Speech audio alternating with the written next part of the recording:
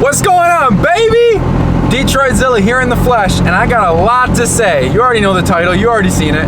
SRT4 2005, I got a lot to talk about. And it's not just gonna be this car and why I bought it and what's done to it, but I wanna tell you guys something that you may not know about the SRT4. Let's jump right into this. This is the 2005 SRT4 that I just bought. Well, kinda just bought. I got it actually a couple months ago, but I've had no time to drive it between all the cars. Only a few times I've actually driven it, but it was a goose chase trying to find this car. I drove from Indiana to Michigan and Michigan to Texas. So I've been a lot of hours in this car, but only driven it a couple times at the same time. So it's kind of a confusing situation. Dodge originally put out the numbers. They said 215 horsepower for the 2003. Just bone stock, I see that they probably are more in the 230 to 240 range. I mean, that's super controversial. All depends on who dynoed the car. There's also different types of dynos that people use. So, I mean, the 2004 gained a couple horsepower at 230 horsepower. So we can only imagine what the conversion would be for that. Definitely a few horsepower higher than the 2003. So let's unpack why the 2004 and 2005 are so much more desirable than the 2003. I used to own a 2003, so I can speak from both ends of the table. The 2005 SRT4 has limited slip differential. So does the 2004. That came standard on all of them. What is LSD? It's not the LSD you think I'm talking about. If you're asking me, how do I know if I have limited slip differential? Jack your car up, put it on jack stands, both front wheels off the ground, spin one wheel. If they both spin, you have it. If only one spins, you don't have it. Here is an even easier way to find out if you have limited slip differential. Put it in first gear, dump the clutch, look at the marks on the ground. If you got 2 tire marks on the ground, you got an LSD. If you're a one wheel peel, one wheel wonder, you ain't got the LSD. When you really get on the throttle in these cars, sometimes you're steering left, sometimes you're steering right. You're going everywhere but where you want to go, okay? You're going everywhere but where you want to go with these cars. So the 04 and 05, it actually is better. Now it's not, there always is going to be torque steer with these cars, but it's way better with the LSD than without the LSD. So let's talk about my SRT4 in general. So you guys know I love the stock wheels, okay? I like stock wheels on everything, the Hellcat, the GTR.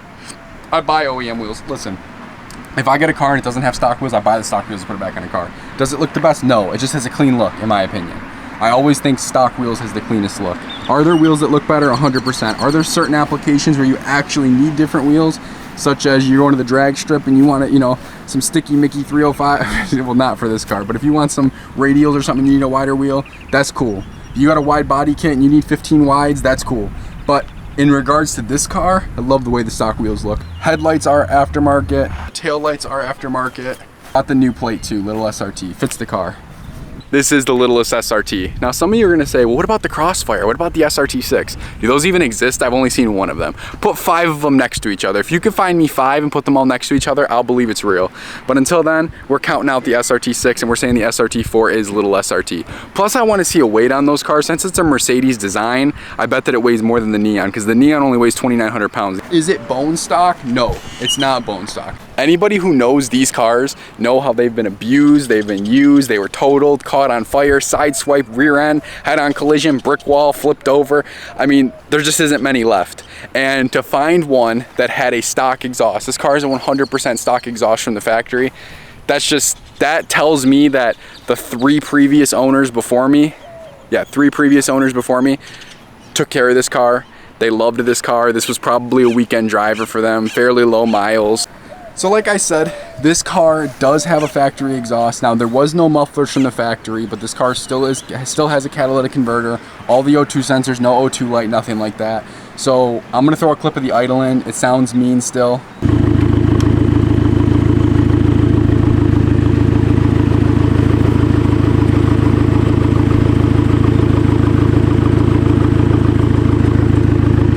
This thing always sounds pissed off. This thing always sounds angry. But yeah, when it comes to these stickers, I have not touched this car at all.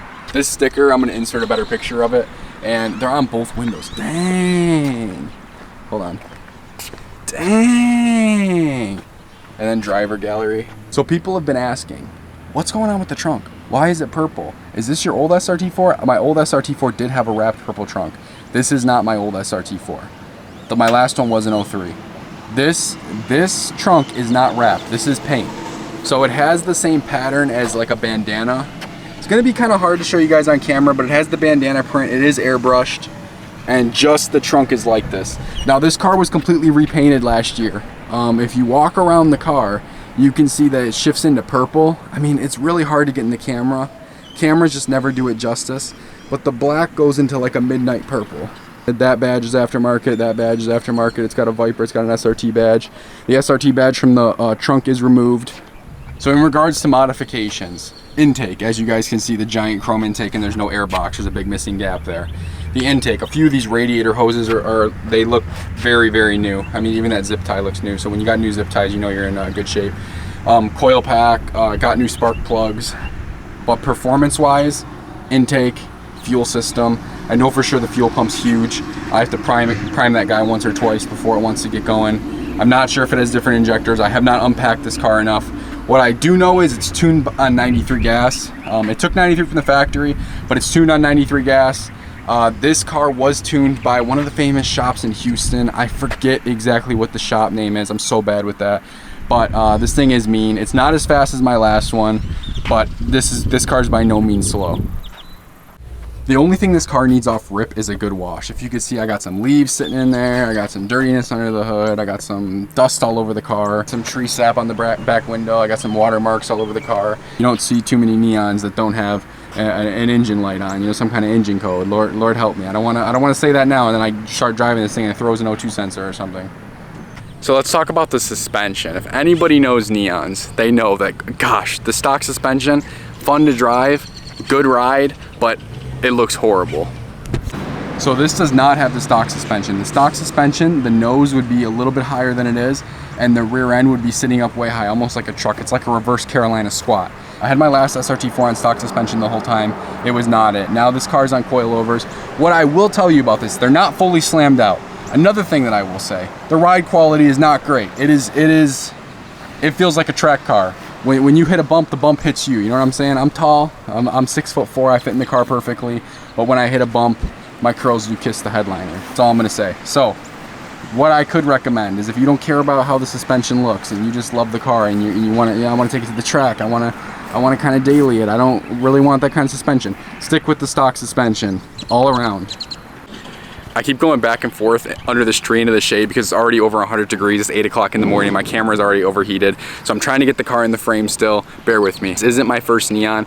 Like I said earlier, I had a 2003. I'm not sure why people try and crush reliability. I'm gonna make another video about things I hate, things I love, reliability, all that stuff. But what I'm gonna unpack really quickly here is I'm not sure why people hate on reliability. My last Neon, I got it with 199,000 miles. I drove it, maybe 195,000 miles. I drove it until 225,000 miles before it was totaled. Second clutch, original motor, original transmission, did not have any third gear problems. The only things I had to change were the intake manifold gasket and an alternator, okay? And I'll tell you what, intake manifold gasket took me 15 minutes probably. Now the alternator, on the other hand, that was a different story. The owner's manual tells you to loosen the motor mounts, to jack the motor up. It's either jack the motor up or let the motor down. And we just weren't doing that. I thought that was doing too much. So instead, I was squeezing the alternator behind the firewall, and then I took off the tire and I worked through the inside of the fender well to get to where that alternator was. And besides that, I had absolutely no issues with that SRT4. It didn't give me any other motor trouble besides just the alternator and intake manifold gasket. I think that people don't realize exactly how many of them were made, and just because something's rare doesn't mean it's good. But what I'm getting at is only like around 8,000 units were made in 2005, and only 2,700 of those were black. So not the most common car to see on the streets, the most common car in the world. What does this thing cost new? That's a great question.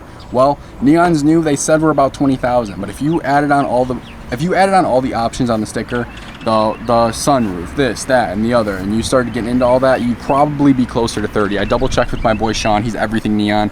I'll put his name over here. I'll link him down in the description. You got a Neon question, hit him up. Tell him Detroit Zilla sent you. Tell him Nino sent you. He'll be happy to answer all your guys' questions, especially if you got a question at 3 o'clock in the morning, hit him up. It's probably closer to 30 grand if you got every option possible. Who did that? Probably no one, but I'm sure there's a few one-off cars that are spec'd like that. In regards to 0 to 60 on a stock car, Dodge claimed 5.6. Well, people on the forums say it's more closer to 5.3, even 5 seconds flat. Even high fours. I believe the high fours is just gonna be no tune, no modifications or anything like that, but probably just a good tire. I know people use some kind of radial for these little guys. It's gonna be a small radial, probably 235 wide, something like that. So when you're on a tire, you are gonna obviously have more grip. You're gonna perform better from the 0 to 60. Dodge did say this car ran 13.9 in the quarter at 103 miles per hour. Some people are saying that it's more like 13.5. Some people are saying with a tire you're into the low 13s. People ask about the wing. Is it stock? Yes, all SRT4 Neons come with this stock. Not every Neon came with these seats. Some of them came with Fat Boys. Fat Boys were just looked like normal seats, but they had side airbags. Tom Gale, in my opinion, is an amazing stylist. He made the Dodge Stealth, he did the Dodge Viper, he did the Lamborghini Diablo. I mean, Tom Gale knew what he was doing. And, you know, he was getting older around the time this Neon came out, and they started working on the project in 2000, and he wanted to compete with imports. He wanted to do something young, something fun, something affordable, and the SRT4 was born. I'm glad that Tom Gale did it with Dodge, because Dodge is known for doing crazy things. I mean, we see that now in 2022 with all the years of the Hellcat, the Trackhawk, the TRX. I mean, they had the Magnum, a thing looked like a hearse, and it had a 6.1 8-cylinder. Dodge is just known for craziness, and the SRT4 was kind of one of those things in the lineage. I'm not sure why people say that the SRT4 was a copy off of what the Japanese were doing, when it's just not really the case, because the LeBaron was being produced in the 80s by Chrysler, and that was a very similar platform to what the SRT4 is today. It was the second fastest car in Chrysler's lineup in 2003 next to the Dodge Viper. Pretty much 85 to 90% of this car was made in-house in USA. People have been talking about the different stages that Dodge will put on the Hellcat and put a warranty on it. The Neon started that, in my opinion. Now, of course, there's gonna be someone in the comments, well, in 72, they had the blah, blah, blah, and you could get an exhaust. Okay, well, what I'm saying is relevant with the SRT, the dealer performance options were the SRT4 Neon. And absolutely crazy. With the stage 1 starting around 800 bucks and maybe 600 bucks, and you could get probably 20 to 30 horsepower, all the way up into stage 3, which would get you around 350 horsepower, 380 horsepower, 20,000 base SRT4 with all the options, 30,000. With the stage 3, I mean, you're getting almost 40K. Nobody thinks the SRT4 like that, and I'm sure there's only a few that have ever been spec'd like that, but they are probably out there somewhere. Let's go to the questions really quick, and then I'm gonna take it for a spin. So one person sent in, the brakes on my SRT4 are not that good. What can I do about that? Well, there's a kit, okay? There is a kit for these brakes. You can get better brakes. They're not even really that expensive. Here's the problem. Stock 17-inch wheels will no longer work. You have to be able to clear the brake caliper, okay? That's what people seem to fail to remember. Bigger brake calipers mean you need a bigger wheel. It's not gonna clear. You're gonna have to go to 18s, okay? I love the 17 wheels. These brakes are by no means bad. If you keep up on the pads, you get a nice pair of pads, you got a nice rotor on the car, it will stop. But I mean, if you're really trying to track this thing, you're gonna have to go up an inch on the wheel. It just is what it is. And is the turbo actually a Mitsubishi product? Okay, so I actually had to look this one up. I wasn't 100% sure. It does have Mitsubishi, and then it has a serial number / model number, which I'll put right here and in the description. So I do believe it was a Mitsubishi turbo. Of course, they had the agreement around this time with Mitsubishi. That's how the Stealth, the 3000 GT VR4, which I have a Stealth, so you could see that those were almost the same car. The Eagle Talon was also the Eclipse. I mean, Chrysler and Mitsubishi were like this. First drive on camera. First gear.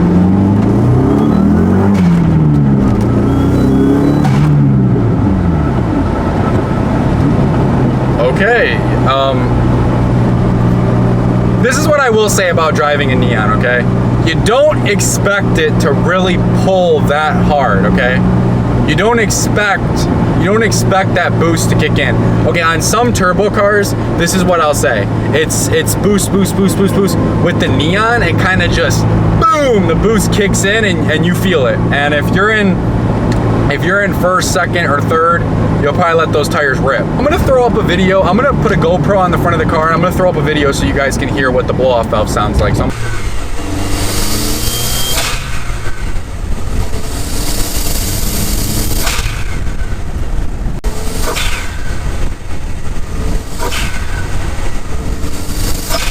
people always hate on third gear, okay? Had a third gear problem, synchros, blah, blah, blah. You got a synchro problem and you're worried about third gear? Get a short throw shifter, that will help a little bit. The reason why I wanted this Neon was not for luxury. This thing's not a Ghost, okay? It's not a Rolls Royce. It's not gonna be for luxury. This thing was supposed to be an entry-level track car, and I just wanna say I got so much content planned. I got the third-person videos. I got the third-person driving videos gonna be coming out. I got the point of view driving videos. I got the Hellcat content. I got the GTR content. So many other cars. So many other cars are gonna be on this channel. Subscribe, like, if you have any questions at all, put it in the comments. I'm gonna try and answer everybody on this video. I don't know if that's gonna happen, but I'm gonna try. Follow me on Instagram, DetroitZilla. I'll answer you on there too. Send me a message. Thank you guys so much for watching.